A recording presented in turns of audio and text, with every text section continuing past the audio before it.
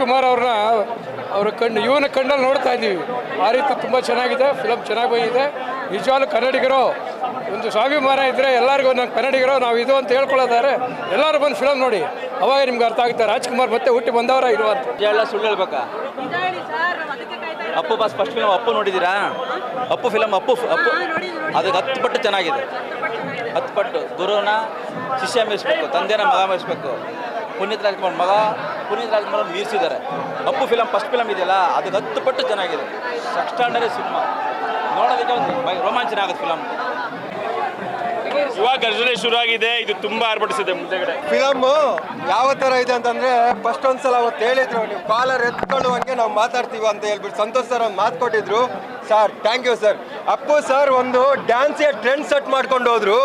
ಯುವ ಸರ್ ಫೈಟುನು ಈ ತರ ಮಾಡ್ಬೋದು ಅಂತ ಹೇಳ್ಕೊಟ್ರು. ನಾವು ನಾನು ಇಲ್ಲೊಂದು ಟ್ಯಾಟೂ ಹಾಕಿದ್ದೀನಿ ಯುವ ಸರ್ದು, ಒಂದು ಸ್ಟಾರ್, ಅದು ಅಪ್ಪು ಸರ್ದು, ಒಂದು ಯುವ ಸರ್ದು. ಅದಾಗ ತುಂಬಾ ಮಂದಿ ದರ್ಶನ್ ಸರ್ ಅಂತ ಹೇಳ್ಕೊಂಡು ಏನೇನೋ ಕಾಲೇಲಿ ತವ್ರೆ. ದರ್ಶನ್ ಸರ್ ಫ್ಯಾನ್ ಆಗೋಕೆ ಅವ್ರು ಸಾಧ್ಯನಲ್ಲ, ಯಾಕಂತ ಕೇಳ್ತೀನಿ ಕೇಳಿ.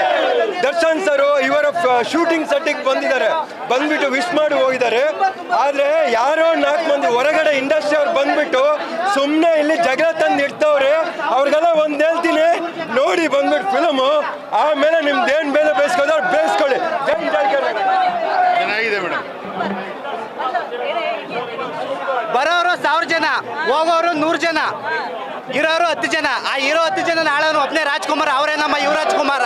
ಸಿನಿಮಾ ತುಂಬ ಮಾಸ್ ಎಂಟರ್ಟೈನರ್. ಆ್ಯಕ್ಚುಲಿ ಕನ್ನಡಕ್ಕೆ ಒಬ್ಬ ಮಾಸ್ ಹೀರೋ ಸಿಕ್ಕಿದ್ರು ಮೇಡಮ್, ತುಂಬ ಖುಷಿ ಆಯಿತು.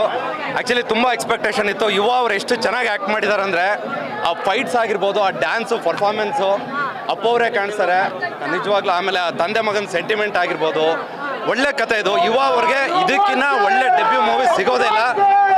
ಲಾಸ್ಟಲ್ಲಿ ಕಣ್ಣಲ್ಲಿ ನೀರು ಬಂತು. ಏನಕ್ಕೆ ಅಂದರೆ ನಮ್ಮ ಅಪ್ಪು ಬಾಸ್ ಅವ್ರನ್ನ ಮಿಸ್ ಮಾಡ್ಕೊತಾ ಇದ್ದೀವಿ. ಆ ಫೋಟೋಸ್ ನೋಡಿದ್ರೆ ನಿಜವಾಗ್ಲೂ ಮೈಯೆಲ್ಲ ರೋಮಾಂಚನ ಆಯಿತು.